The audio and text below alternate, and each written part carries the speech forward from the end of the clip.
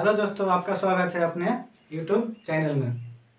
ठीक है, तो आज हम देखने जा रहे हैं हिस्ट्री, जिसमें चैप्टर है मेरा जैन धर्म।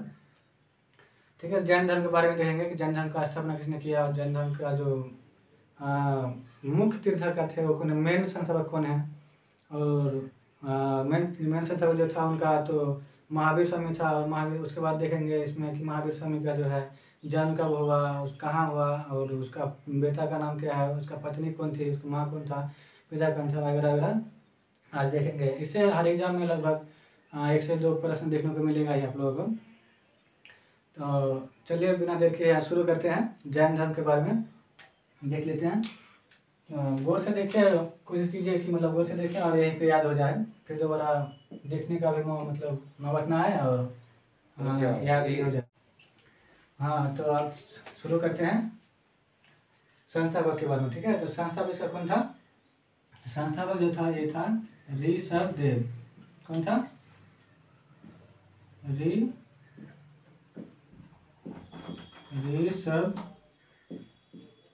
ऋषभदेव था। संस्थापक कौन था? ऋषभदेव था। और यह जो थे पहले तीर्थंकर थे। क्या थे? पहले तीर्थंकर थे। अगर पूछते जैन धर्म के जो है पहले तीर्थंकर कौन है, तो जैन धर्म के पहले तीर्थंकर कौन है? ऋषभदेव है। ठीक है, पहले तीर्थंकर कौन है? ऋषभदेव है। और कभी कभी पूछ देते हैं कि इनका तीसरा जो तीर्थंकर है वो कौन है। तो यही बिहार ऐसे ही पूछा था कि दरगाह वाला एग्जाम में पूछा था कि तृतीय जो इसका तीर्थंकर है वो कौन है।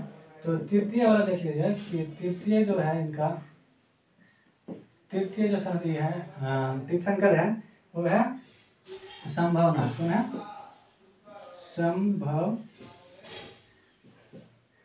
संभवनाथ है।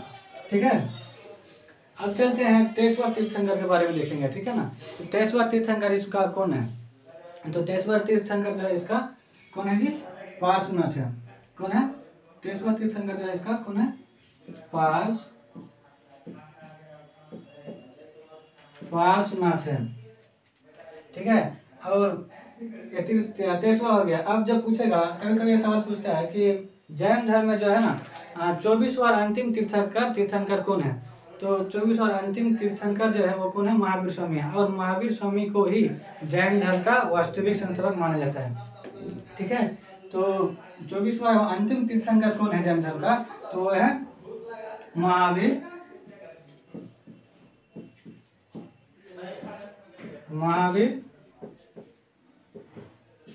स्वामी। ठीक, और इसको ही वास्तविक संस्थापक माना जाता है। क्या माना जाता है? वास्तविक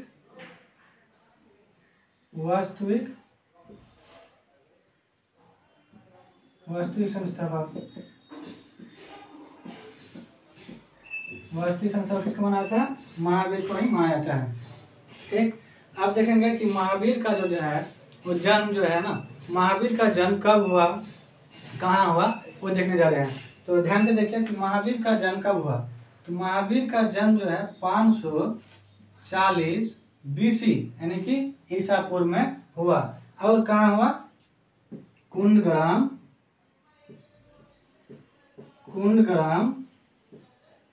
जो कि कहाँ है? वैशाली में। कुंडग्राम वैशाली में हुआ। ठीक, कुंडग्राम वैशाली में हुआ। अब देखते हैं इसका पिता और माता के बारे में। ठीक, तो इनका जो पिता है वो कौन थे? सिद्धार्थ। पिता कौन थे इनका? सिद्धार्थ। हालांकि गौतम बुद्ध का बचपन का नाम भी सिद्धार्थ है, इसमें कन्फ्यूजन नहीं है कि नहीं होना है। ठीक, तो गौतम बुद्ध का जो बचपन का नाम उनका भी नाम सिद्धार्थ है। और यहाँ पे महावीर स्वामी का पिता का नाम क्या है? तो सिद्धार्थ है। इसमें कन्फ्यूजन नहीं करना है आप लोगों को। और ये जो थे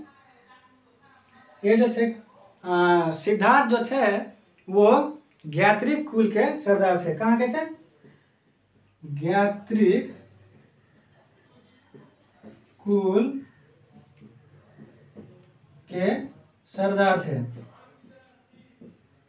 ठीक, अब देख लेते हैं इनका पत्नी के बारे में। ठीक, तो इसका महावीर स्वामी का जो पत्नी है, महावीर स्वामी का पत्नी वो कौन थे? यशोदा थे। यशोदा थी। कौन थी? यशोदा।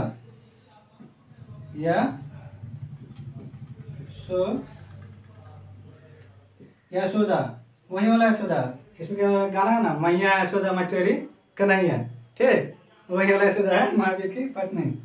और इनका जो पुत्री है, इनका पुत्री कौन है, तो अनुजा प्रियदर्शनी, अनुजा प्रियदर्शनी, ठीक।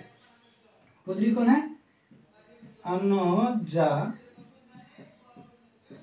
अनुजा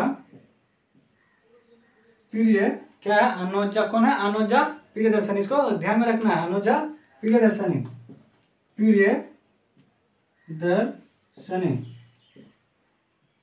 प्रियदर्शनी है, ठीक, अनुजा प्रियदर्शनी, अनुजा प्रियदर्शनी, ठीक। और जो है जैन, इसका जो महावीर का जो बचपन का नाम है, महावीर का बचपन का नाम वो क्या था, वर्धमान। महावीर का बचपन का नाम क्या है, वर्धमान, ठीक, महावीर बचपन का नाम क्या है, वर्धमान है। अब जो है महावीर का जो ज्ञान की प्राप्ति का, हम इसका जो थोड़ा सा हिस्ट्री जान लेते हैं, इनको ज्ञान की प्राप्ति कैसे हुआ, कब हुआ। तो महावीर ने क्या हुआ कि उसका माता पिता की मृत्यु के बाद उसका ये वाला जीवन अच्छा नहीं लग रहा था। तब वो क्या किया कि अपने बड़े भाई जो नंदीवर्धन थे उनसे आज्ञा लिया और क्या किया, सन्यासी जीवन ग्रहण किया। उसके बाद क्या हुआ कि 12 वर्षों तक कठिन तपस्या किया, है ना। 12 वर्ष तक कठिन तपस्या करने के बाद रिजुपालिका नदी के तट पर साल वृक्ष के नीचे इनको ज्ञान की प्राप्ति हुआ। ऐसे ही ज्ञान की प्राप्ति नहीं होता है, अगर इतना आसानी होता ना तो आज धरती में सब गौतम बुद्ध और जैन मतलब महावीर के नाम से जाने जाते हैं, ठीक। तो उनको जो ज्ञान की प्राप्ति हो ना, 12 किसके अनुमति लिया सबसे पहले, तो नंदीवर्धन का, उनका बड़ा भाई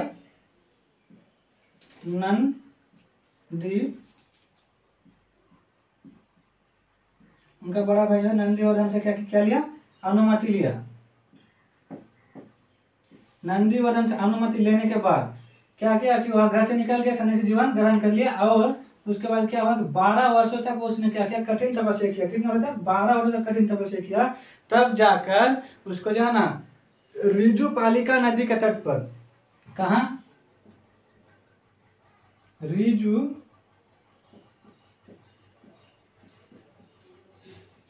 रिजुपालिका नदी के तट पर, रिजुपालिका नदी के तट पर एक साल वृक्ष है, वही साल वृक्ष में उनको ज्ञान की प्राप्ति हुआ।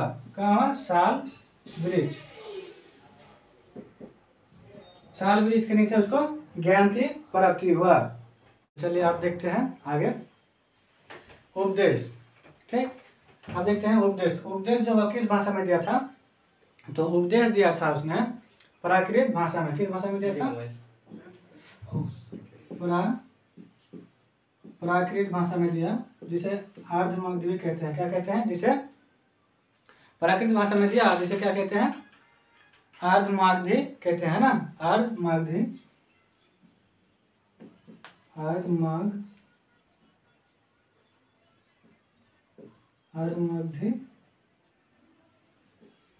अर्धमागधी कहते हैं, ठीक।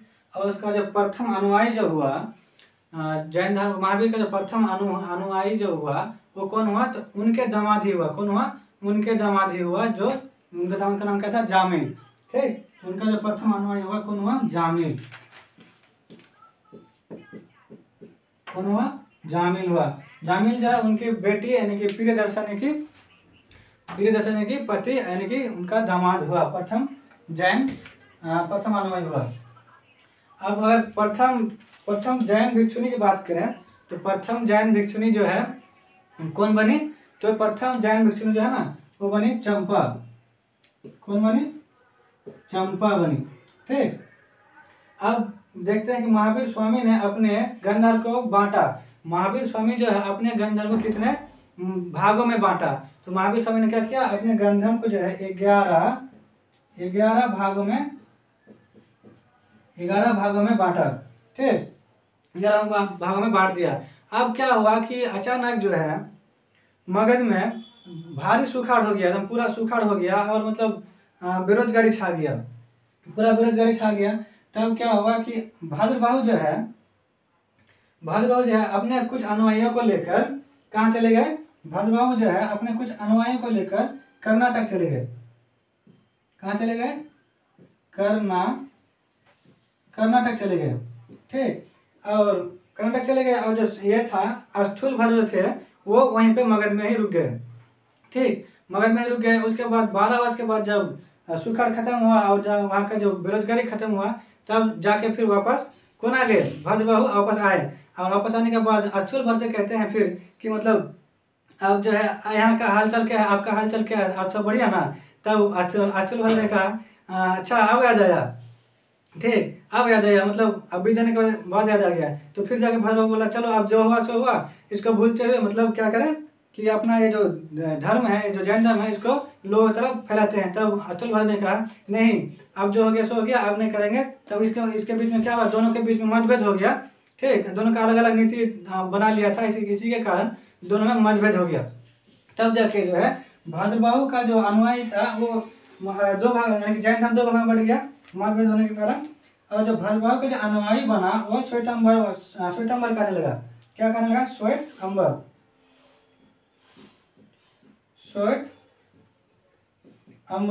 कहलाए। और जो श्वेत वस्त्र यानी कि सफेद कपड़ा धारण करते थे, इसलिए उसको श्वेतांबर कहने लगे।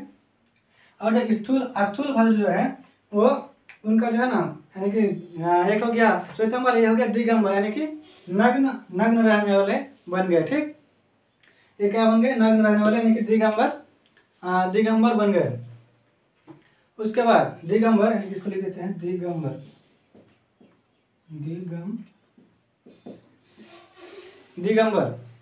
ठीक, अब जो है अब क्या हुआ कि कुछ दिन बाद अब जैन संगति हुआ। जो जैन संगति हुआ कितना हुआ, 2 जैन संगति हुआ। और बौद्ध धर्म की अगर बात करें तो बौद्ध धर्म में 4 जैन बौद्ध संगति हुआ था, और जैन धर्म में 2 जैन संगति हुआ है। जिसमें प्रथम जैन संगति जो है वो 300 BC में हुआ, यानी 300 ईस्वी पूर्व में हुआ। और ये कहाँ हुआ, पाटलिपुत्र में हुआ। कहाँ हुआ, पाटलिपुत्र में 300 BC पूर्व में हुआ। और इसका जो अध्यक्ष था वो कौन थे, स्थूल भद्र थे। अध्यक्ष कौन थे, स्थूल भद्र थे। और द्वितीय जो जैन संगति है, द्वितीय जैन संगति वो हुआ 6ठी शताब्दी में। कब हुआ, 6ठी शताब्दी में हुआ। और जो इनका कहाँ हुआ, ये कहाँ हुआ, तो वल्लभी गुजरात में हुआ। कहाँ हुआ, वल्लभी गुजरात में हुआ। और इसका जो अध्यक्ष था वो था मतलब क्षमा श्रावण था। हाँ, तो अब आगे देखते हैं जैन धर्म के त्रिरत्न। ठीक, तो जैन धर्म के त्रिरत्न थे, वो कितना था, नाम से ही चलता है कि त्रिरत्न, यानी कि 3 गो रत्न था। ठीक है, बौद्ध धर्म में भी त्रिरत्न था। अब बौद्ध धर्म में जो था वो था सम्यक दर्शन, ये था बौद्ध धर्म और संघ था। बौद्ध धर्म त्रिरत्न था, बौद्ध धर्म और संघ। और जैन धर्म का जो त्रिरत्न है वो है सम्यक दर्शन, सम्यक ज्ञान और सम्यक आचरण। ठीक, क्या क्या है,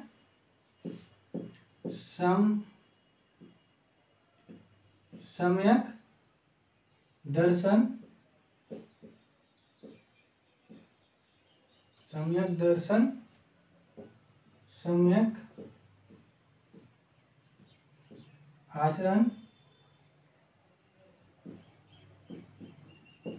सम्यक आचरण, एवं सम्यक ज्ञान, है ना। क्या क्या था, सम्यक दर्शन, सम्यक ज्ञान और सम्यक आचरण। और आगे बात करेंगे, जो महावीर जो है पुनर्जन्म एवं कर्मवाद में विश्वास करते थे। महावीर किस में विश्वास करते थे, तो महावीर जो है ना पुनर्जन्म और कर्मवाद में विश्वास करते थे। और जो है महावीर जो है वो भगवान पे विश्वास नहीं करते थे। ठीक है, महावीर भगवान पे विश्वास नहीं करते थे, ईश्वर पे कोई विश्वास नहीं करते थे। और जो है मौर्योत्तर में जो है जैन धर्म का प्रसिद्ध केंद्र कहाँ था, मौर्योत्तर युग में जैन धर्म का प्रसिद्ध केंद्र जो था वो कहाँ था, तो वो था मथुरा में था। कहाँ था, मथुरा में था। कहाँ था, मथुरा में था। और जो महावीर की जो मृत्यु है, महावीर की मृत्यु हो गया 72 वर्ष की अवस्था में 468 BC में। कब हुआ, 72 वर्ष की आयु में हो गया। 72 वर्ष की आयु में कब हुआ, 468 BC, यानी कि ईसा पूर्व में हो गया। और इसका जो मृत्यु हुआ वो कहाँ हुआ, तो वो हुआ पावापुरी पावापुरी वैशाली में हो गया। कहाँ हुआ? पावापुरी वैशाली में हुआ। ठीक, और आगे देखते हैं कि क्वेश्चन भाई यूट्यूब पूछ देता है कि मथुरा कला का जो संबंध है, मथुरा कला का संबंध ये किस धर्म से है? जैन धर्म से है, बौद्ध धर्म से है, हिंदू धर्म से है? इस तरह से ऑप्शन देके आपको फंसाएगा। तो मथुरा कला का जो संबंध है वो किससे है? जैन धर्म से है, जैन धर्म से है। और जो जैन धर्म अपने आध्यात्मिक विचारों को ग्रहण किया, जैन धर्म जो है, इसको मिटा दीजिए, सबको काम नहीं है, इसको पढ़ चुके हैं। जैन धर्म का जो है आध्यात्मिक विचारों को जो ग्रहण किया वो किससे किया है? सांख्य दर्शन से किया है। किससे किया है? सांख्य दर्शन से। लिख देते हैं, सांख्य दर्शन किससे किया है? सांख्य दर्शन से किया है।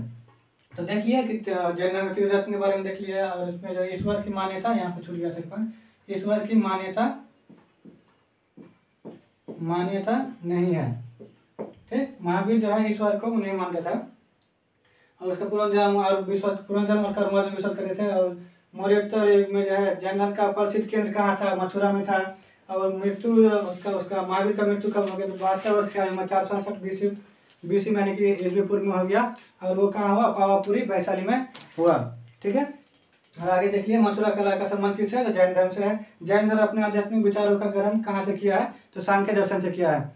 तो आज का वीडियो में यहीं तक। अगर वीडियो अच्छा लगे तो लाइक और शेयर और सब्सक्राइब जरूर करें। थैंक यू दोस्तों, जय हिंद।